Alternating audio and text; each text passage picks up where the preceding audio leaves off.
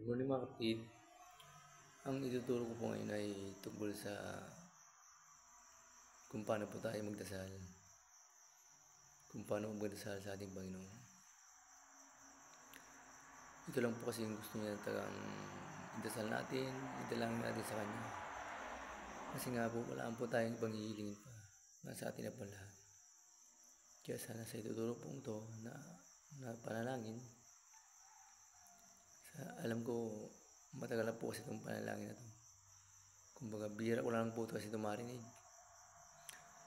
Narinig ko po ito sa mga probinsya na lang po. Pero ewan ko na lang po dito sa dito po sa lugar na natitirahan ko. Hindi ko po kasi narinig itong panalangin ito. Kaya ituturo ko po ang panalangin na ito. Kaya mga kapatid, makinig po kayo.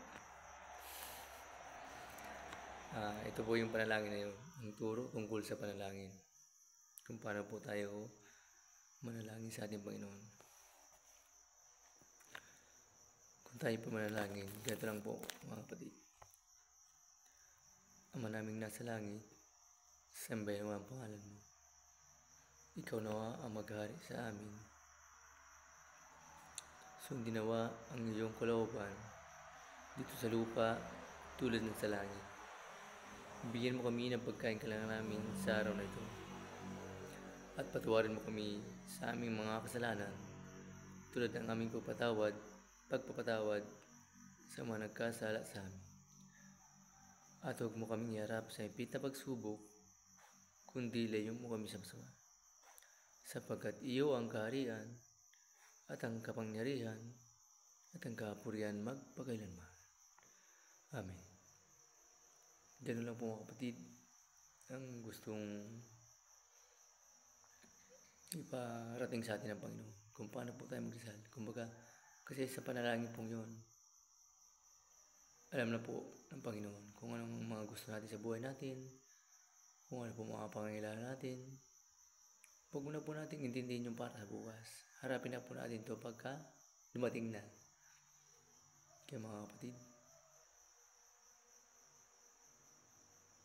minsan nung panahon na hindi ko po kilala ang Panginoon, ang bilis ko pong sumuko sa buhay ko. Halos nagdadabog pa ako, nagbawala pa ako kung bakit ganito yung buhay ko. Pero ngayon mga kapatid, sobra po akong nakapasalamat kasi nung nakilala ko ang Panginoon, hindi po ako takot mawalan. Hindi po takot na mawalaan lahat sa akin. Kasi pinapapaya ko na po talaga lahat sa Kanya. Lalo na po ang buhay ko, mga kapatid. Kaya, kayo din po sana mga kapatid, magtiwala po kayo sa ating Panginoon. Sa Kanya na po ibigay ang lahat, ang mga problema, mga iniisip nyo, mga sakit, kahit ano, mga kapatid. Wala pong imposible sa Panginoon, mga kapatid. Kaya, sana,